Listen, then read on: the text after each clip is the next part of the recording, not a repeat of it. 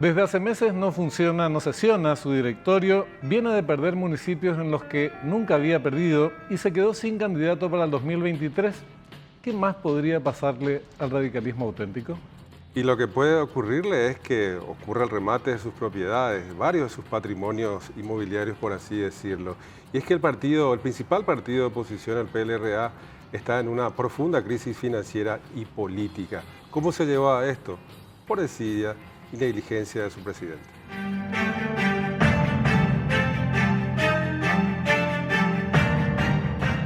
¿Qué tal? ¿Cómo están? Tengan ustedes muy, pero muy buenas noches. Bienvenidos a esta nueva emisión de Fuego Cruzado. ¿Cómo estás, Richard? Muy bien, ¿cómo le va, señor Lidier? Es elegante usted con esa rosita color amarillo. Estás barreando. Un hombre de buen humor. Está hermoso. Está muy bien. Está hermoso la rosa. Sí, gracias. Está bien la aclaración también. Por supuesto. Tenemos que hacer el reconocimiento de campo de este tema vamos a hablar esta noche. Lejos de poder ocuparse del escenario político con miras al 2023, los liberales se encuentran preocupados de qué manera saldar las multimillonarias deudas que tiene el partido y evitar de esta forma el embargo de algunos de sus históricos locales. El Ministerio de Hacienda otorgó un desembolso de 1.800 millones de guaraníes que permitiría recuperar al menos 3 inmuebles, pero no sería suficiente para evitar que la organización política administrada por Efraín Alegre se siga hundiendo. Ni todo el rescate del Estado parece poder salvar ahora la situación que se vive en el Partido Liberal Radical Auténtico, Benjamín. Sí, y es un problema para la democracia misma. Siempre decimos, y no es un cliché, es el segundo partido político del Paraguay, un partido tradicional que tiene muchísimo arraigo y muchísimos seguidores y no le hace nada bien a la institucionalidad de la República que se halle en la situación en que se encuentra. Para hablar de este tema convocamos a este invitado en la fecha de hoy. Dionisio Amarilla, economista, cuenta con un doctorado en Ciencias de la Educación. Es magíster en Planificación Estratégica, fue diputado y senador de la Nación, actual tesorero del PLRA. Dionisio Amarilla, buenas noches, gracias por estar aquí con nosotros. Buenas noches, Richard, buenas noches, Figueres, buenas noches a la audiencia. Gracias, muchas gracias. Bueno, Dionisio, ¿el PLRA está de remate? Digo de remate no en términos metafóricos, sino en términos prácticos, los embargos. Estaba viendo un informe preparado al respecto, da cuenta de un total de 50 embargos tiene en este momento el PLRA por un valor de 16.061.161.458 guaraníes. Entiendo que una parte está en vías de solución. En realidad la mochila está bastante pesada. Nos encontramos con esta situación una vez que tomamos el espacio de administración en el Partido Liberal Radical Auténtico, después de la histórica sesión en donde consumábamos una mayoría calificada frente al manejo un tanto autocrático que Efraín tenía de la administración partidaria, donde no solamente los datos de las deudas estaban muy bien custodiadas, guardadas bajo 7 llaves, sino que además el discurso que él repetía de manera permanente era que el gobierno, entre comillas, no le transfería los recursos y se olvidaba de comentarnos el origen de cómo se acumuló esa deuda. Entonces, luego de varios meses de trabajo, hoy podemos sí confirmar que esas cifras que usted la tiene son ciertas, de 28.000 millones de guaraníes y 50 embargos que había acumulado el partido. La deuda hoy, producto de los pagos que va haciendo el Tribunal Superior de Justicia Electoral, aún es del orden de los 16.000 millones de guaraníes y podríamos cancelar una porción de 2.000 millones en lo que resta del año. Estamos haciendo las gestiones al respecto. Creo que lo vamos a lograr. Superamos una primera etapa ahora logrando que el Ministerio transfiera los recursos para salvar esto que era inminente, el remate de los inmuebles de Luque, Ciudad del Este y Artigas. El terreno de Artigas tiene cerca de 1 hectárea. Entonces, nos parece un despropósito la manera en que se manejaba el partido. Lo manejaban de manera discrecional, lo manejaban de manera inclusive antojadiza y hasta con algunos caprichos bastante llamativos. ¿Cuántas demandas después de esta suerte de pago que van a hacer, Dionisio, o que vienen realizando, digamos, de la asunción de esta nueva comisión directiva del PLRA, a finales de año, cuántas demandas y cuántos remates van a quedar? Esto por un lado, y por el otro, ¿cómo se llega a esta instancia de deber hasta esa suma? Y esa es la explicación que tiene que darnos el presidente del partido. Hasta ahora no hemos logrado que él vaya al espacio natural de discusión, que es el local del directorio partidario. Todas las sesiones que se han realizado se los ha administrado de manera virtual. Tuvimos una sola sesión ordinaria, el resto de las sesiones fueron sesiones extraordinarias. Entonces, ante esa situación, y como estamos en plena etapa de cierre del año, hoy hay una iniciativa de los miembros del directorio de convocar al directorio, porque el estatuto así se lo permite, y de no acudir Efraín Alegre a esa sesión presencial, estará presidiendo el vicepresidente primero, el doctor Hugo Fleitas, esa sesión, en donde no solamente queremos hablar de este remate que lo levantamos, sino que además es importante que el directorio partidario sepa lo que aún queda por saldarse en concepto de embargo, lo que todavía no ha sido en cierta medida oficializado, obligado al partido. Tenemos en bonos en manos de terceros no pagados por el partido 13.500 millones de guaraníes, que en cualquier momento pueden traducirse en demandas, en embargos, en otra vez problemas para la administración partidaria por el hecho de que cuando se gestionan los cobros vía demanda, eso genera gastos de justicia, honorarios del abogado que patrocina la demanda, entre otras situaciones. Nuestra intención desde la administración del partido, desde la tesorería concretamente, es plantearle al directorio partidario que nos permitan el canje de los bonos, novación mediante. ¿Qué significa eso? Retirar los bonos que todavía no han sido cobrados por el público y ofrecerle bonos a futuro, pagaderos al 2025, reconocerles una tasa de interés que podría ser la inflación más 3 puntos, 4 puntos de interés. Ese es un negocio, digamos, para convertir esa debilidad partidaria en una fortaleza, aplicando la factibilidad que nos ofrece el Código Civil, las leyes vigentes en la República, y por sobre todas las cosas creo que la confianza que de alguna u otra manera estamos ganando producto de esta transparencia que estamos implementando dentro del partido. Tiene el PLRA una deuda de 16.000 millones que para fin de año bajaría a 14.000, pero se pueden sumar otros 13.000 millones, es decir, 27.000 millones de guaraníes la deuda total, alrededor de 4 millones de dólares. Y a ello hay que adicionarle una deuda con el Instituto de Previsión Social. También tenemos deudas con proveedores, una deuda que estamos saldando de manera parcial con los funcionarios. Nuestra deuda está en el orden de los 35.000 millones globalmente, y eso solamente podría canjearse, saldarse en un periodo de 3 años aproximadamente, según los montos que va transfiriendo el Tribunal Superior de Justicia Electoral. O sea, son 5 millones de dólares. Son 5 millones de dólares. Una curiosidad nomás, 2 preguntas en una. ¿La Casa Central, la Casa de los Liberales, está bajo amenaza de remate o está fuera, digamos, de toda demanda? Eso por un lado. ¿Y qué otras, aparte de las que estabas comentando, otras alternativas financieras podrían proponer, digamos, a la gente que quiera, digamos, salvar al PLRA, fuera justamente de la innovación, ¿verdad? O aparte de la innovación, ¿qué otras alternativas hay? Los inmuebles que posee el partido, como cualquier persona jurídica, pueden sufrir embargos si el juez que recibe la causa, a la hora de ser planteada por el abogado tenedor de los bonos, lo pide. Por eso es que nosotros consideramos más que oportuna que el directorio de una vez por todas tome cartas en el asunto.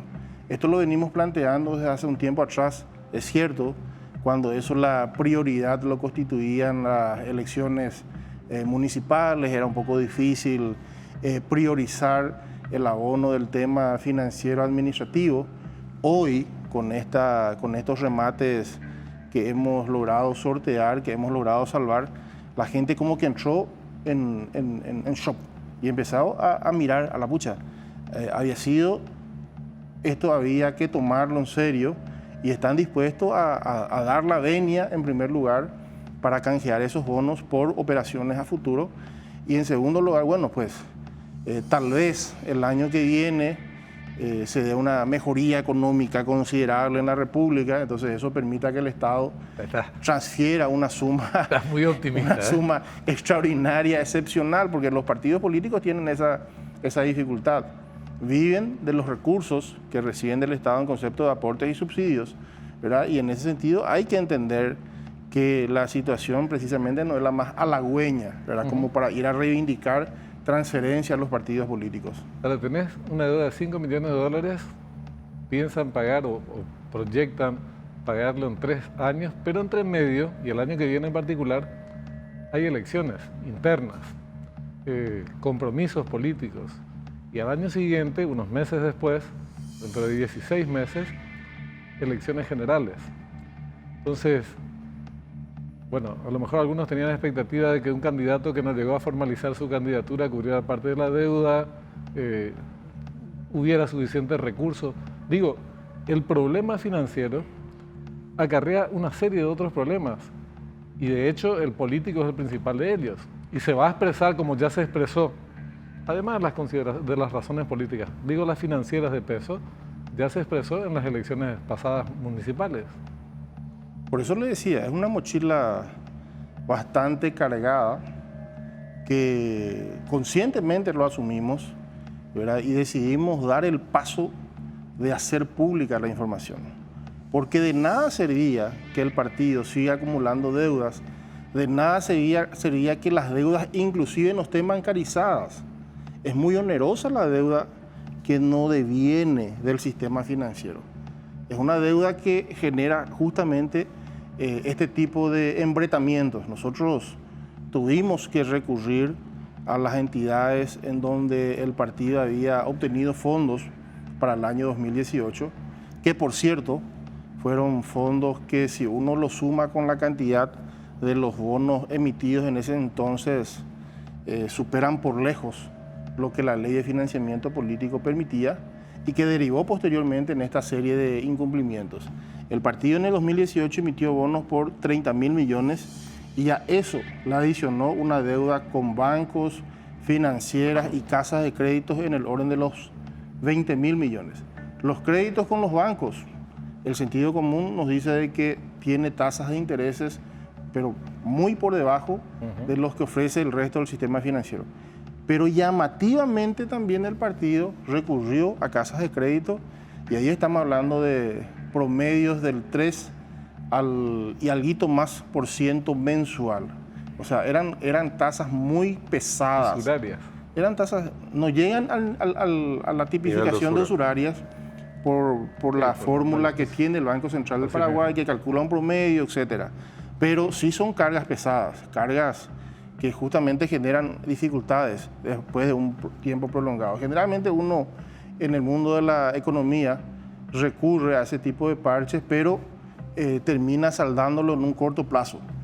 Deudas tomadas con este tipo de entidades a mediano y largo plazo generalmente terminan desfondando a organizaciones inclusive pudientes, no como la nuestra que dependen del subsidio que reciben del Estado. Es indudable, Dionisio, que esta crisis financiera como que profundiza, digamos, la división interna en el PLRA, o sea, aparte de la cuestión ya luego propiamente política y de manejo administrativo. Pero de cara, digamos, al electorado, ya no digo solamente al elector liberal, sino al elector paraguayo en general, al que vota en el 2023 y que seguramente también va a votar en las internas, o sea, es una muy pésima imagen a 2 años de las elecciones esta carta que está mostrando, esta cara que está mostrando el PLRA. Yo no sé si es opción valedera de aquí a 2 años, un PLRA liderando, digamos, alguna chapa presidencial, ¿verdad? Estamos lejos, pero a 2 años no es una buena imagen la que está mostrando el PLRA. Sin embargo, creo que es oportuno reconocer en ese sentido Absolutamente. el paso que ha dado el doctor Hugo Fleitas, que de ser erigido como dupla del abogado Efraín Alegre como vicepresidente del partido y en conocimiento, entre otras cosas, de la situación financiera, de la dificultad que tiene Efraín para dialogar con sus pares, con los líderes del partido, de muchas veces la mentira que aplica para cabalgar sobre esa mentira y posicionarse, entre comillas, como el opositor que más confianza genera en la República. Él dio el paso y hoy forma parte de nuestro bloque. O sea, hacemos con él un bloque. Él ya acompañó nuestra postura en la última sesión del directorio, donde logramos cortarle ambas manos a Efraín Alegre, porque también tenía controlada el Tribunal Electoral Independiente y el Tribunal de Conducta. Hoy ambos tribunales ya no responden a Efraín, sino que responden al partido. Los hombres que hemos propuesto son personas probas, idóneas y por sobre todas las cosas comprometidas con nuestra nucleación política, y ya no se van a prestar, por ejemplo, a arreglos de números para que un Luis Alberto Wagner, que nos reunió los votos en las últimas internas para estar en el lugar que tuvo, terminó desplazando a otros que sí obtuvieron los votos y finalmente no logró su objetivo de entrar al Senado. Entonces, nosotros buscamos que la transparencia se instale no solamente en la administración, que esto se traslade a los órganos de control de afiliaciones. Nunca más tenemos que tener un partido en donde los traslados de afiliados se da al solo efecto de favorecerle A, B, C o D candidato. Nunca más un tribunal electoral independiente que no respete la voluntad popular. Nunca más un tribunal de conducta que sirve como garrote para amenazarle a quien ose en desafiar el modelo que plantea Efraín, sino un partido abierto, transparente, ordenado, que reconoce sus cuentas, pero le plantea a sus acreedores, ¿verdad?, plazos, forma de pago e inclusive tasas de intereses que serán honradas conforme a esos plazos vayan llegando. Vamos a insistir en el tema político.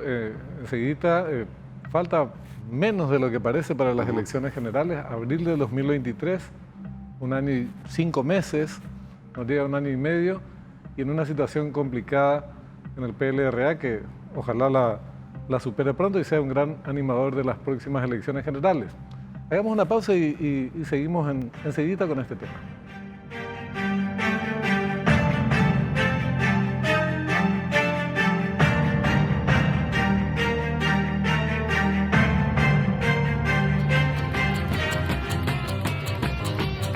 Estamos de regreso en Fuego Cruzado, estamos en compañía del ex senador Dionisio Amarilla, actual tesorero del PLRA, Benjamín.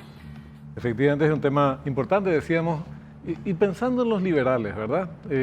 Además de la opción que presenta la sociedad del PLRA, debe haber un nivel, no sé qué tan alto, pero seguro que es importante, de desmoralización entre los liberales, Dionisio, porque un partido que viene con una crisis interna ya de antes, una situación financiera muy mala, pierden municipios como el de Concepción y otros claves históricamente administrados por el liberalismo. En Central también pierde, esa chica casi se empata con el Partido Colorado después de tener una cómoda ventaja en cuanto a cantidad de municipios, y no sesiona el PLRA, no sesiona el directorio, perdón, aunque me decís que ahora hay una fórmula para que comience a gestionar, a activar. ¿Cómo hacer para recuperar la moral de las bases partidarias sin candidato? Porque cayó un candidato, aunque me parece que se está planteando la del vicepresidente como una alternativa. Está la tradicional, permanente, histórica, que es la de Efraín. No tiene mucha chance, por lo menos hasta ahora, demostró lo contrario. ¿Cómo hacer para que los liberales miren con alegría su... ¿Sabes qué parece? No es así que el club, ¿verdad? Que son del club, pero no se van a ir a la cancha a alentarle, están tan podridos de sus malas campañas. En primer lugar, nosotros estamos confiados en esta estrategia que lo venimos trabajando desde que asumimos la responsabilidad de estar al frente de la conducción partidaria. No es un dato menor que con el sector llanista y ahora con el acercamiento del doctor Hugo Fleitas tengamos una mayoría que prácticamente dobla el acompañamiento que tiene el doctor Efraín Alegre. Y eso terminará en una suerte de renovación profunda al interior del partido. Hay que recordarle a la audiencia que por el nuevo régimen electoral las listas son desbloqueadas. O sea, Y se empiezan a notar apariciones relevantes de personas que anteriormente estaban como espectadores al interior del partido. Por ejemplo, hoy una doctora Carolina Genes abiertamente empieza a activar al interior del Partido Liberal Radical Auténtico y ni siquiera reclama una banca entre los titulares y dice, no, yo quiero hacer carrera en los cargos electivos y permítanme estar en la suplencia número 1 de la lista del Senado. Vemos, por ejemplo, que en el departamento de las Cordilleras, gente que ya había tomado la decisión de dedicarse solamente tal vez a su granja, a su campo, etcétera, o a la profesión, hoy retornan al interior del partido y se está dando una suerte de despertar positivo de las bases liberales. Yo les doy un dato para nosotros bastante halagüeño. En Encarnación, donde históricamente el partido nunca llegó a 6.000 votos en las elecciones generales, esta vuelta duplicamos el número de votos. O sea, el triunfo de Luis Id se sustenta un poco en el despertar de los liberales, que duplicaron el nivel de participación. Y si uno escara un poco más, va a encontrar que los actores son novísimos. Por ejemplo, la doctora Gloria Rey, odontóloga de profesión, docente universitaria, un día acepta el desafío, se la invita a participar en las internas partidarias, califica, clasifica entre los 12 más votados y después posteriormente se convierte en concejala municipal. Nosotros vemos que esa es la vía a la cual tiene que apostar el Partido Liberal Radical Auténtico. Y si todos los actores entendemos que tenemos que democratizar nuestras listas, aunque algunos tal vez terminen quedando fuera, eso va a permitir que el partido llegue a las elecciones generales con energías renovadas. Porque es indudable que un partido que, al igual que el otro partido fraterno tradicional, que moviliza a más de 500.000 almas en las internas, de manera natural tiene el derecho de reclamar lo que legítimamente le corresponde, que es encabezar un proyecto político. Nuestro partido no resuelve la interna entre cuatro paredes, en un hotel, entre parejas, entre marido y mujer. No, nuestro partido, al igual que el Partido Colorado, resuelve sus internas de cuanto menos 500 o 600.000 almas que participan y dicen, estos son los hombres y mujeres que queremos que nos representen en las elecciones generales. Una breve en la consulta. Los distintos actores políticos que pasaban por aquí, que pertenecen al PLRA, se han mostrado favorables, por ejemplo, a una concertación en el 2023 y que esa concertación sea definida a padrón abierto. A propósito de la experiencia que tuvieron, digamos, en Encarnación, digo, porque le fue bastante bien, Luis, y arrasó, por cierto, al Partido Colorado, ¿verdad?, teniendo una gran cantidad de votos. ¿Es la vía la concertación, Dionisio, o no corre en peligro que la chapa que pueda encabezar el PLRA corre en peligro con esto, digo bien? La estadística es un elemento importantísimo para la toma de decisiones trascendentes. Se lo utiliza en economía, en los negocios, en las inversiones, en las proyecciones económicas. Bueno, el Partido Liberal Radical Auténtico es una nucleación política que tiene historia de participación.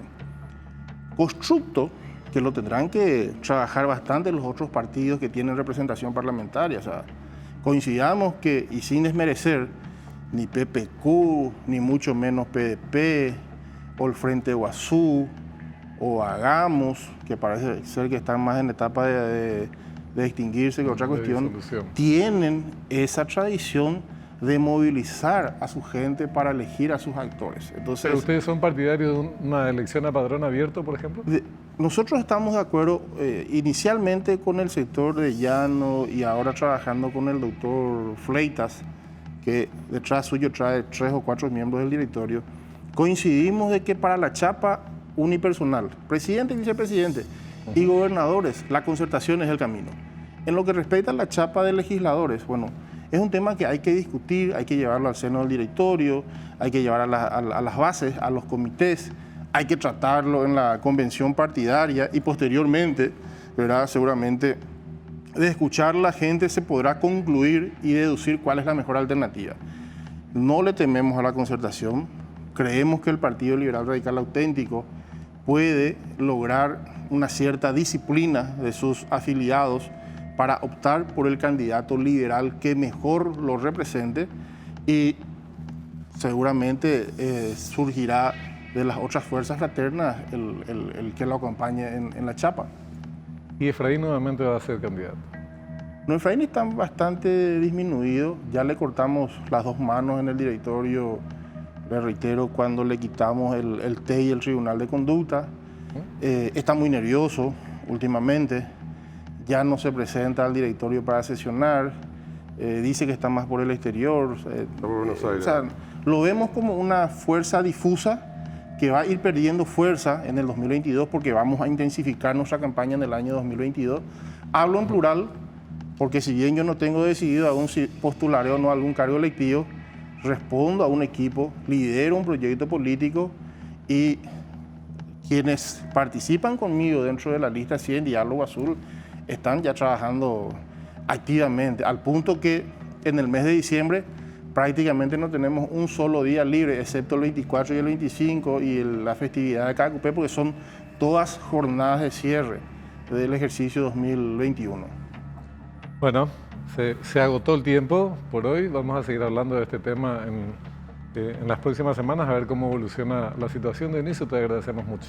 El agradecido soy yo y están cordialmente invitados a participar ya desde este viernes en nuestros encuentros multitudinarios. El viernes estamos en Ciudad del Este, el sábado en Curuguatí, el domingo en Altos y continuamos la semana siguiente en Itapúa, en Bucú, etc. Así que el calendario lleno para este diciembre. Bastante movido. Gracias, Dionisio. Muchas gracias. Nosotros nos despedimos. Nos despedimos, pero volvemos mañana. Nosotros volvemos. Sigan ahí, ya llega Cuenta Final.